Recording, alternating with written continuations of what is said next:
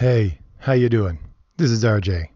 Today I'm going to go over Richard Meyer's Iron Sights one more time because originally when I put up my first video, it was before the Indiegogo campaign was up and I didn't have a whole lot of information on it at that time. I had only had what Richard had told me in one of his live streams, which it sounded like it was going to be a good book. So I thought, first of all, when I heard about it, it didn't seem like my kind of thing. And then he talked a little about it and answered my questions in a live stream, and it sounded good. He described it really well. Richard can describe things really well. And so I did the video, tried to promote Iron Sights before it came out, just so I could put it out there right when the Indiegogo campaign came up, within hours. But since then, the Indiegogo campaign has come up and he's put up a lot more art, and he's put up an entire, what he was supposed to have out as the first issue of Iron Sights, and just put it there online for you to see. Before the Indiegogo campaign even took off, it was there for you to see. And also, he has now extended the Indiegogo campaign. So I wanted to do another review of Iron Sights just for what the book is that he has online. And we're going to start right from the beginning because I'm going to not give this a pass. I'm going to review this just like I would any other book that is going to get the full treatment of whether or not it's good. Because, again, this is what comicsgate is supposed to be. If we can't criticize our own, then we can't criticize anybody else either. That's really the way it is. So I'm going to start right off here with the first thing that you see on the Indiegogo campaign page. And here you have a piece of art, and it's a fairly good piece of art, but to me it looks like it is a, well, not so much sketched or copied picture of, who is that? It looks like Adam Baldwin from The Last Ship. I'm thinking that, if he uses this, he might get sued. That's just me. It looks like Adam Baldwin, and it's a scene from The Last Ship. That's what it looks like. I don't know. So, scrolling down, we'll do the Richard thing while we're doing this. Scrolling down, and then we get this picture here. Now, I got to admit, it's a beautiful picture, and it's a beautiful drawing, and she's a beautiful woman, but what a missed opportunity here, Richard. Really. This is a missed opportunity. You got no background whatsoever. So what is the purpose of this? Well, I think obviously we know what the purpose of this is, but you could have done so much more with this because this is a poster that goes along with the book, right? And you got nothing in the background whatsoever. I mean, this is a wasted opportunity because the poster is a promotional thing. So you're promoting the book because it's a story, and it's a book. So it's a story. So this should be part of the story. You should make this part of the story. You're missing an opportunity here. Way big opportunity. You could do something. I mean, everybody's always missing opportunities with covers, if you ask me. But what you should do is make this a missing panel from the book somewhere. And say, if you buy the poster, then you get to DM me where you think that it goes. Tell me where it goes in between two panels. And, you take everybody who gets it right after they get the book, and then pick one, I don't know, whatever hat, and say, you get your money back. I'll refund you, whoever you are. There you go. Good opportunity. You could have used this for selling books, but instead, it's got one purpose and one purpose only. And, I'm not saying, it's the equivalent of clickbait. I'm not saying don't use clickbait, but you can use clickbait in a little better way than this. You could make it sell your book. Come on. Come on, Richard. Use your head. And the one on your shoulders. For once here for a second, would you? Okay. Scrolling down. And we have a couple of good pieces of art. I'm not sure about what's going on with the guy's eye here in this point, but that's a good piece of art. This is a good piece of art. Dynamic and, not flat at all. This one I'm not so sure about. It does establish a little bit about where she is and the condition she's in, but the look on her face, that's, I'm not sure exactly what that is. But she's in squalid conditions. We got it. Okay, now this is probably the best piece of art in the entire little section here that we have. It's pretty good. I like that. Again, I'm not sure what's going on with the eyes, but hey. looks like a good piece of art. So then we get into the book itself, and it says right here, language, violence, warning. Yes, indeed. Here's your warning right now. Language and violence warning. Not from me, but from the book. So here we have the very first panel of the very first page. And I got to ask, who is the narrator here? I really don't, I can't tell who the narrator is. I really can't, because we'll read it. So we're in Mexico. It says, across the border from Mission, Texas, the Sapos tenuously control the corridor that leads through Mission to San Antonio. The leader of the Sapos, Old Man Rodriguez. I just about got through that. Oh my. Oh, that's bad. That's just bad. I don't know. We got is this somebody we're supposed to know in the book? Who's doing the voiceover here? Because it looks like God perspective, all seeing, all knowing, and I'm not entirely sure that God would speak this way. That's just me. Who exactly is the narrator here? That's not established. So again, thinking to myself, God perspective, and that's really not a good start to the book. I mean, the art's pretty good for this panel. We'll say pretty good. Serviceable. I used that word in my last video. It's serviceable for this.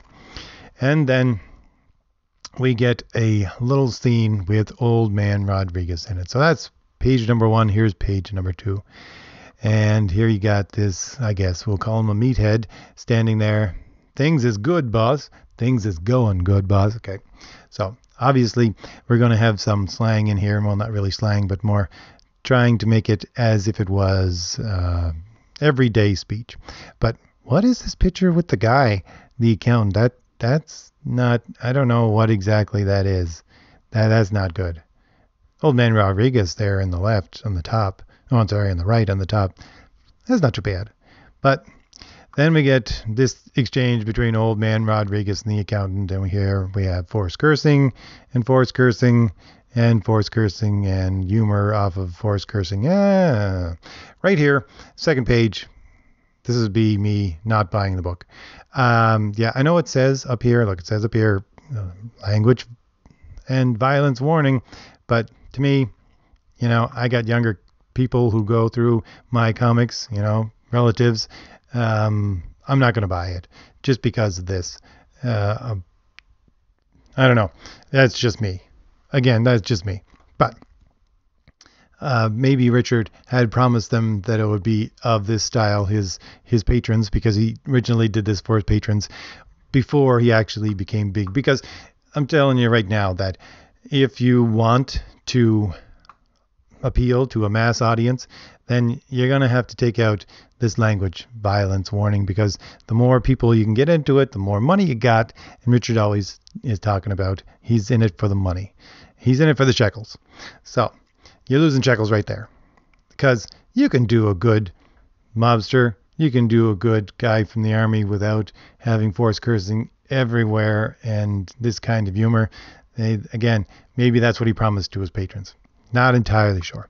So scrolling down, we get another exchange between Old Man Rodriguez and this accountant, and basically he berates him and wants to get him to actually do some work. Okay. But then we get this panel at the bottom. Shut up. You still got a problem with her? Take Snow White. Okay, Snow White. I'm not a mobster. I don't know. People use Snow White as their moniker. I wouldn't. But hey, these are Mexican mobsters. Beats me. It seems a little silly to me. All right. And then we got another panel, and he seems to be using a lot of these, worm's eye view, which works at some point. But look at this bottom panel here. All right. I don't know what's up with Old Man Rodriguez. That's really a skewed perspective. Not not everybody in the picture is a skewed perspective, so really, because he's the center focal point of the picture, and he's really not in focus. Well, I'm not. Anyways, we'll leave that piece of art alone for a bit, and we'll go down, and then it doesn't get any better again. Because, okay, top right, top left, and bottom, we got Old Man Rodriguez there, and it's not bad. Again, serviceable art, but that right-hand picture looks like something out of Bugs Bunny. I don't know. What is that? That's just bad. That's bad. All right, now we got a shift here. Nice clean shift out from inside to outside. We can tell inside, outside. And we got this bunny, Jackrabbit, and then blam! He is torn in half. Now, I don't know. Is this supposed to be cartoonish? I take it it's supposed to be cartoonish. I've shot plenty of rabbits in my day. I don't know what I would shoot at them to make that happen. I mean, maybe if I had a 10 gauge and it was double barrel and I unloaded them both at the same time from about 1.5 feet away, maybe. I don't know what would do that to a rabbit, really. Unless the guy he has a rifle. Okay, what is he shooting here? Like, is it an elephant gun? Does he have slugs the size of your eyeball? I don't know. Obviously, I know a little bit from the story from what Richard has told me. So he's supposed to be a sniper. So I don't think he has that kind of shot. But hey, so I take it's supposed to be sort of cartoonish. I guess that's why he says Elmer Fudd. Elmer Fudd's got nothing on me. All right, so Elmer Fudd. So he's trying to be cartoonish here with the art, I guess. But at the same time, cartoonish and ultra violence. Yeah, I'm not sure for a first time outing you want to try that. But hey, that's what you did. So we'll keep going down. Now you got this exchange between Ramande. If I get all these, I'm probably get these names wrong. I'm nowhere near Mexico. I'm nowhere near any place that anybody speaks Spanish. We speak French around here, or English, or if you get the odd people speaking Gaelic. I don't know how to pronounce things in Spanish. We don't even have Spanish anywhere. So anyway, Ramande. We'll say Ramande. That's what I'm going to call him. I take it that's right. That's right. So we get this exchange between Ramande and I think it's the refinery workers or whatever it is that they are, and this guy named Mando, and he's talking about nice shot. That was, what was that? 500 meters? About that. Okay. Okay. I didn't notice this the first time. 500 meters. No. You got that wrong, Rich. Unless this guy's been in the military, this Mando, maybe Mando's been in the military. But what is he? Because he's in the States, right? He should be feet. I mean, I know the soldier's going to go meters, right? But if the guy is just a normal guy, then, he would go feet. Even if he's been talking to Ramande for a while about his shooting, he'd probably go feet. Just a little thing. So, it's actually a pretty good exchange. What was that? 500 meters? About that. I bet that's like nothing to you. The distance ain't... Okay, force cursing. But the crosswind is a killer. Had to use Kentucky windage. What's that? Watch and learn. Wind blows left. I aim right. I get it. Kind of. Yeah, I don't get it. Yeah. Okay, so well established that Mando is not the sharpest knife in the drawer. Got it. I take it he's going to be a character later on. All right. Then you have this panel on the top here. More force cursing. And, okay, we'll go these two panels. I'm really not sure what he's trying to do here because this perspective is really skewed. Looking at his rifle, that's... All right. I'm not sure what kind of perspective that's going on there. We got no background whatsoever. And then we got the truck and him walking up to it. He kind of looks like a park ranger there. I don't know. This looks like something a 4-year-old drew. What is this? Come on. Your truck is just squares and circles for the. I don't know. What is this? That's just awful. Those two panels are awful. Awful. Then you got a couple panels here. These are good panels. I like these. Again, you're going down. This is good perspective here. So more force cursing. But you get to see his hat. I think it's crossbones on his hat. So establishes something. Great. Well done. Good perspective. Well drawn. Establishes something. But then we go from that to this. Now, I really don't know what's going on here. Okay? First time I read this, I'm thinking, what? The guy's walking down the road just next to where the truck is? But I don't, because, all right, you get a change in scene here up here where you go from inside to outside. Great. Really easy for the mind to say, okay, change from inside to outside. You got to change in your location. No problem. But here you got guy in a truck, guy next to a road. Outside, outside. My mind's going, all right, he's walking next to where the truck is. If there's a shift in position, you got to have to indicate it. I mean, you got yourself a narrator, I think, who is omnipotent. So all you got to do is, I mean, you got plenty of room here. Just 20 minutes down the road, something like that. I don't know. Is that what it's supposed to be? And then the car goes by and throws out something. Again, confused here because he picks up this package that they throw out. Okay. Something that they don't want to get caught with. I take it going across the border. But I only get that because I've already read this. First time I read it, it was like he picks up the package. I think it's a drop. Is it a drop for him? That's what it looks like. He puts it in his jacket.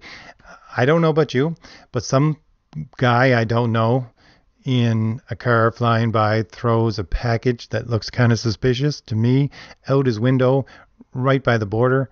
I'm not putting it in my jacket. I don't know about this guy, but hey, he's not me, but because to me it looks like a drop. But then you get this scene here where Woods is walking. The guy's name is Woods. We got that established. He's walking down the road, and this idiot pulls up next to him who wants him to drive him across the border because he's high, and he wants him to basically be the straight man so that he can get him across. And then he tells him to take off. And when he does, they got the package in the back seat. So I take it that it wasn't a drop. Why did they pick up the package? I mean, it gives you a little bit of insight into Wood's character, but you gotta establish that a little better. Not entirely sure what's going on with this package. Does it got anything to do with anything? I'm really not entirely sure. So, gives you some establishment of Wood's character. And then we get change from Woods to Ramonde, right? Again, are they like looking at each other? Because you get one guy, you got Woods looking right, you got Ramonde looking left. If there's no shift in position, which you haven't indicated there's a shift in position, that they might be right next to each other, it looks like one's looking at the other. That's what your mind goes straight to. All right. Serviceable again, but you got to establish up here if there's a change in position between where Ramonde is and where Woods is. You really have to. That's not done. So you get back to Ramonde, and he's got to take a whiz, and I really don't need to see him taking a whiz, but hey, it's sort of, I guess, trying to establish that he's on a little bit of a cliff. He's on an overhang so that he can see what's going on. There really should be some shading in that middle picture in order to indicate that he's on a cliff. Because again, only picked up on this because I've looked through it already before. So, should be something there. I mean, you want to show him taking a whiz, show it going way down into the gully that he's standing on the, high ground of. I don't know. Something. Serviceable, though, for the art. All right. And, okay, here we got something that I got to ask a question here. Why is this book called Iron Sights again? Okay, here we get, he's got his rifle, and he's using a scope, right? He's got the scope. Where's the scope? He's using the scope to blow the rabbit away. He's using the scope. here we got him with the scope still on his rifle. So not entirely sure why it's called iron sights. Maybe from later on. All right. So because iron sights, when you use your iron sights, you don't use a scope. Scope just makes the iron sights useless. So taking a look at what's going on with down in the valley, and he's close to the border, so he's right next to the border. All right. Not entirely sure. Here's a question for somebody who is nowhere near, again, the Mexican border. So I don't know. This is just me. Maybe everybody else can automatically tell what's going on here, but there's no fence at all in some of these places. I don't know. No, I'm used to no fences being, but from what you get today, you kind of figure out there's something. Oh well. So then you get this panel here. What is that? Okay, you got Ramonde looking through the scope. Then you got this middle panel. And what is this panel?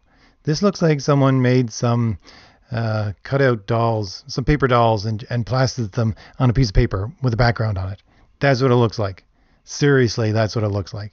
I mean, and I think it's supposed to be worm eye view, but really, that's flat. That's really flat. I mean, that's like chest of Carl Manver's flat. All right, that's just bad. And then you got the bottom one. Now, you take a look at this girl, woman. She's got curves. She got plenty of curves. I take it it's the girl from the poster, but it's the woman from the poster. But down in the bottom right-hand corner, that face, that's not a woman face. That's a girl face. So, not entirely sure exactly how old she is. This face that she's making here and in one of the panels that you show up on the top, that's not a great face. I'm just telling you right here. And then blam, and the guy's head comes half off. Again, I guess this is supposed to be cartoonish. Okay, but we'll go quickly through the blams. Okay, so one shot, blam. Head comes almost clean off. Second shot here in the middle, blam. Now, there's a guy in the front who gets his head just pulverized, and then there's a guy in the background who looks like he's also hit, but I don't see any kind of lines indicating that he is hit, so where is that coming from? I'm not entirely sure. Everybody's taken off. We got 1-2 more shots. It's not too bad there.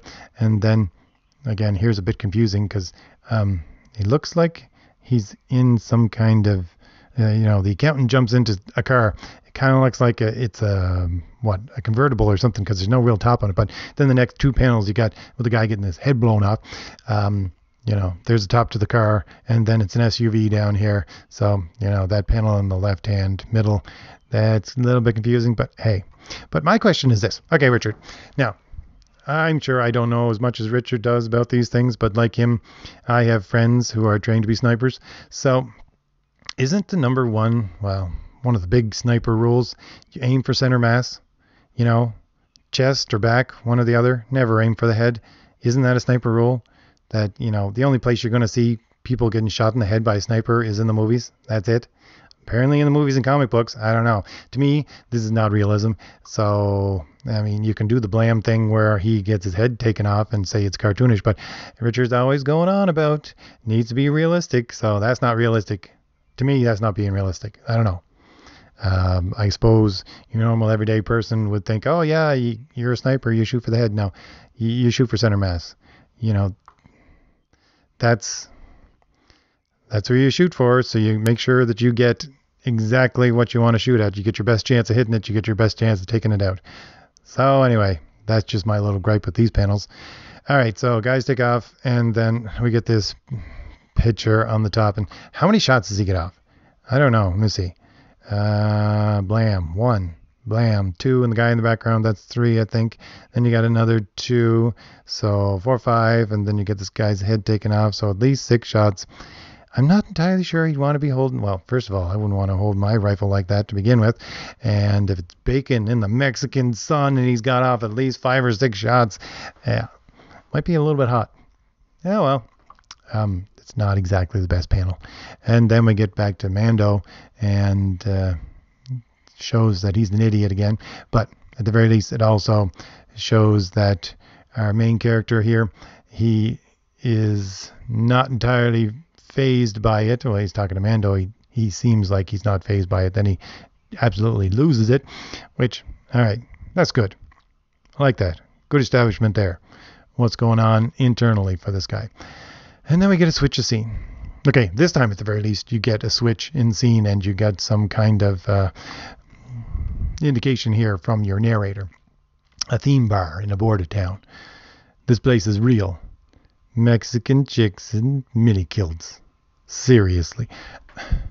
Okay, just writer question here, Richard. I like to use the ... thing. I do.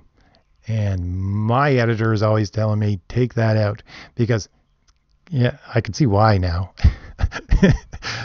When other people do it, it's kind of confusing. Because a real place ... Mexican chicks in mini kilts ... Yeah. What? I don't know what that indicates. Is it indicating that this place is real? Seriously? Mexican chicks and mini kilts? Seriously? I don't know. It's not a good thing to use. It just throws everybody. You're trying to make it, I know. Trust me, I know what you're trying to do here. You're trying to make it as if it's more realistic, but yeah, you shouldn't use that. It's not a good writer's tool. Now, what in the name of is going on with this picture? What's with the waitress? She looks like she got a Picasso face. I mean, seriously? I don't know about this. I don't know. And then you get this guy coming in here. You big Mike. You look older than your profile. All right. So he asked the question, are you big Mike? You look older than your profile. That's against Grindr's terms of service, you know. Okay. Confusing here again. Why is it confusing? Again, here's a writer thing. You don't ask a question. You don't ask a question. Make a statement and then ask a question. You don't. It's just confusing. Again, I know it's not confusing to me right now because I read this more than once, and it's trying to establish that Conway is an idiot. But if you're reading it straight off, you're going, what? You ask a question. This is the way your normal person's mind will work. Yeah, again, that's what my editor is always telling me. You don't ask a question, make a statement, ask a question. If anybody asks a question, it needs to be answered. There needs to be some kind of answer, even if it's a stupid look on the guy's face and there's a pause. There's got to be something to answer the question because it's just confusing. All right, so sorry, Rich. Bad writing there. Need an editor at that point. So Conway is this guy's friend. So our main character has an idiot friend. So yeah, well established. And the next panel here, this one where he's talking to Conway here. I think I'm going to Walmart later. Go to Target. Only hillbillies go to Walmart. Target doesn't have what I want. What do you want? To go to Walmart. Yeah, this sounds like an actual conversation that Richard probably had with somebody. So, yeah. Actually, it kind of works. He's an idiot. Got it. It's not too bad here. We don't see the waitress's face again. Because, I mean, I don't know if I want to see the Picasso face up close anyways. So Conway's an idiot. Got it. Then we go outside. Again, change in perspective. So, you could put, I don't know. What kind of bars do you got down in Mexico? Is there any ones? They kind of looks like more of a diner to me. So if you got windows, there should be some windows here. Put the truck going by in the background, and then you got the truck going by from a different perspective. Really easy, shows you outside. But I know, because you got this whole blank space in the back. Do something with it. So here we got back to woods. Oh, okay. So Ramonde's outside in the truck. All right, that's, again, change that should be indicated somehow a little better. Not entirely sure about that. All right, so Ramonde is telling Woods to get out of the way. Forced cursing. two grunts confronting each other, and then they get in a fight. All right, so it's not actually too bad of a fight until we get down to the bottom panel here, which the bottom panel here kind of looks like somebody just traced a scene from, I don't know, a Jason Bourne film. That's what it kind of looks like. And again, with the fingers, just straight. Yeah. I don't think that's the best panel in the world. Flat, as Richard would say. Scrolling down, oh, look. Okay, so now, let's see. Here's a good establishment that I didn't get the first time. So the guys, yeah, I kind of like this humor here. He's saying, I don't like the humor with the sissy girl slap fight one. That, doesn't sound funny to me. It could be funny to you. I don't know. But I like what he says. Close your damn shirt. No one wants to see your old man titties. All right. That's kind of funny. But establish something else. So we got Crossbones here. So he was same military as Ramonde. All right. So, and again, here, to me, I don't know if anybody else will pick up on this, but he's got a tattoo right in the middle of his chest. So obviously not, special forces kind of material, just some smaller unit in the military, because you're not allowed to have tattoos like that in your higher up units where you actually have special training. That's just me. So guy takes off, and then we have a change again in the scenery, and you got Ramonde coming home, talking to himself. Establishes a little bit, but talking to yourself, monologuing, we'll leave it at that. So he comes into his sister. All right.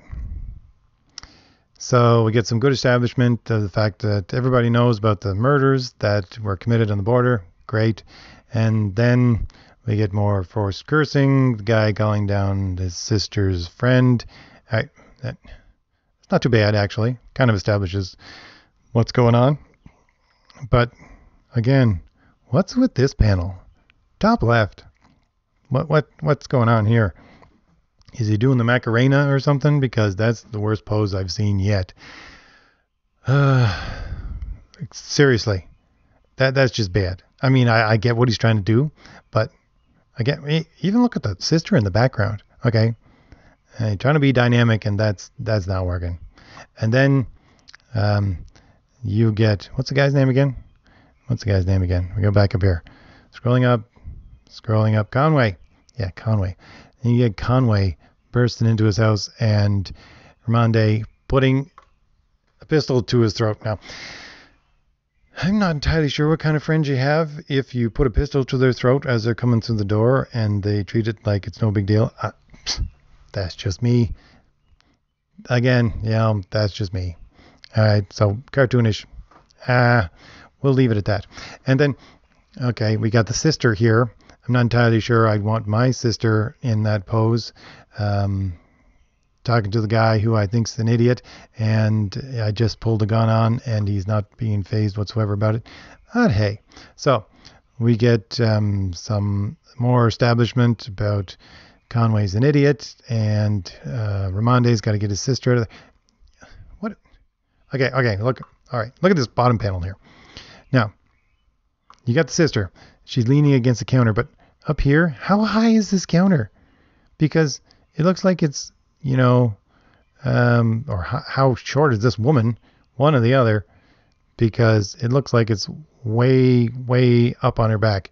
So, either she's slouching way down onto this counter so she can poke her chest out at Conway and then gets upset with him because he's hitting on her. I don't know. That's just bad. Yeah, that's bad. That's a bad panel. I don't know.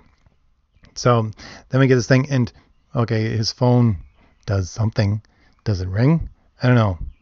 I'm kind of used to having phone do something besides I don't know. Just put a ring in there. Come on. Give me a little more indication. And then he's got an ex-wife. Okay, establishment, he's got an ex-wife. Then you got these guys coming. Okay, we got night. Here's a good establishment. We got good change in scenery here because even though it's going from inside to outside, we got establishment of later that night because you got your darker panels. Good. We got that. You got these guys. I don't know if they have masks on or if they are tattoos. I'm not entirely sure. So, doesn't really matter. So, they're sneaking into the guy's yard, and the fence is about as high as his crotch. So, not entirely sure what kind of fence, what that would keep out. I wouldn't keep out the jackrabbits or the coyotes. So, going in through a window, I'm not entirely sure. Again, I'd be leaving my windows open if I lived on the border. Hey, to each his own, right? And then the guys are in the house, and then we get this panel. Well, these two panels where he turns on the stereo. Now, again, I kind of got this, but I kind of didn't at the first. I think I got it because I had seen other art that does this later on in the book with woods. So the guy turns in the stereo. Not the best way to put this into your art. I don't think so. How you would do it besides, I really don't know. But I don't think it's the best thing. So, guy gets his head blown clean off. And we got Ramonde here with a pistol. Again, it's supposed to be cartoonish, I guess. Cartoonish. But, okay. What is Ramonde hiding behind? Is it the sofa? It looks like a sofa. Again, how short is this guy? He's sitting in a chair behind a sofa that's the size of his head, that goes up to his top of his head almost. I don't know. And, again, this may be just me, but I wouldn't be hiding behind a sofa if I know a couple of guys were coming in through the window with a pistol in my lap. Yeah, I'd find a better hiding place. Oh, well. So, here's where, okay, so we got guy get his head blown off. Then we got pow, pow, pow, which is, I guess it's the guy who is shooting at him, at Ramonde, because he's got a silencer, I think, on his gun. So then you get two large pow, pow, and that's Ramonde shooting him. And you got another pop, which is the guy with the mask. And then we got Ramonde shooting him in the head. I know it's not his place, but that's going to cause a stain on the carpet there. Oh, well. But, okay. Well, here's my question. All right, so here we get the shots. Okay, so pow. That's Ramonde's shot. Takes the guy's head off. Then we got a pop, pop, pop, which is the guy. All right. He's obviously pointing downwards. Right?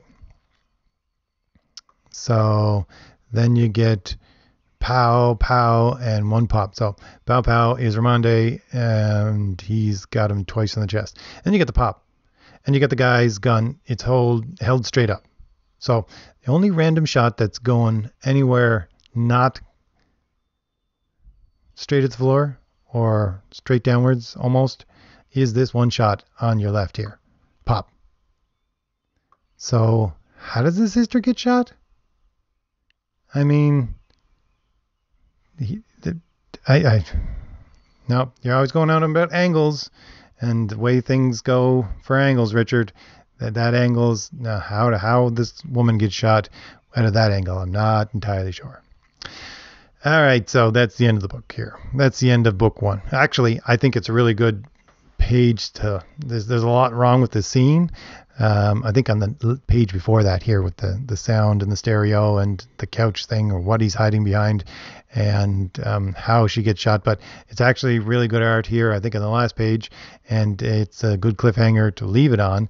That would be good. It's a good way to leave it. But you got too many holes here, Richard.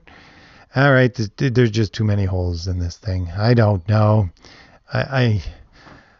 You keep on saying everybody should go to your Indigo Open campaign page and read what's on here. And if they read it, they'll like it. I read it now several times.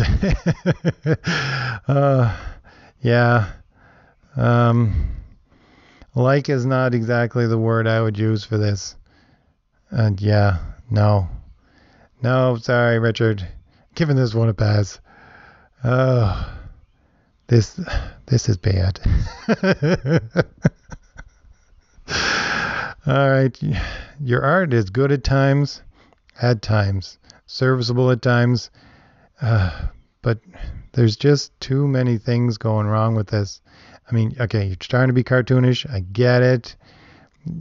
But you got cartoonish and then you got bad. All right. And you're writing, yeah, you really got to run some of this by an editor, like a real editor, like, minimum is going to be charging you $50 an hour editor. And I know I've actually worked with some editors in Texas. So you got people down there. You really should run this stuff by somebody else, because some of this stuff is confusing at best. And I think if you should find yourself a comic book editor as well to tell you about changing perspectives and shifts and things like that. So for me, this is a pass. I originally thought it was going to be a pass when I heard about it. Then Richard told me about it, and I thought it was going to be a buy when I did my original video, and now I'm going over it again. Yeah, for me, this is a pass. This needs work. Now I realize that you did this before Jawbreakers, and you got everything for this going through your Patreon, and you're doing it for your patrons, and it's very specific audience, so it's not supposed to have the wider audience appeal. But oh my, this is just okay. I am hoping that Jawbreakers will be a little better. Now you're working with John Malin, so for that, so you're going to have changing perspectives that are really well done. I imagine he's quite well versed in that kind of thing. But my advice, get yourself an editor. Run things by the editor, not just spelling and grammar. All right. Well, I'm sure I'm probably going to get some hate for this. Because this is bad. Maybe I should maybe I should calculate whether or not this video actually does well by how many dislikes I get. Yeah, I think that'll be what I'll do. Because usually I say like and subscribe. So if you don't like it, tell me. Yeah, tell me. Leave a comment. Yeah, leave a comment if you don't like my review of this. I know my review is kind of flat. It kind of goes with the material though. So yeah. If you do not like, this is the opposite of what I usually say. If you do not like my review here, if you do not like my video, give it a thumbs down. Leave a comment. Leave a nasty comment for me. Go right ahead. Criticize me all you want. Because that's what I'm doing here. That's what comicsgate needs. We need criticism. Good or bad. Go right ahead. All right. I'll see you later. Bye.